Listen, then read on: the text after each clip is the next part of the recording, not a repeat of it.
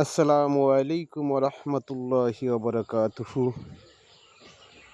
Guys, সবাই কেমন আছেন? সবাইকে শুভ সকাল। এই যে আমি আমার ফার্মের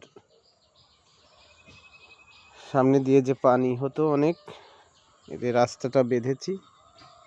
এই যে দেখেন, গতকালকের বৃষ্টিতে আমি এই রাস্তার দুপাশ দিয়ে পেঁপের গাছ, বেগুন, মরিচ এগুলো লাগিয়েছিলাম। গতকালকে প্রচণ্ড বৃষ্টি হয়েছে। এই যে দেখেন, মাটি রাস্তার ভেঙে এই যে পানি বের হয়ে চলে গেছে, দেখছেন? এই যে, তো আল্লাহ যা করে ভালোর জন্যই করে। এই যে পানি বেঁধে আছে, দেখেন। এখন গাছগুলো কেমন হবে জানি না, ইনশাল্লাহ পরিচর্যা করতে হবে। সবাই দোয়া করবেন।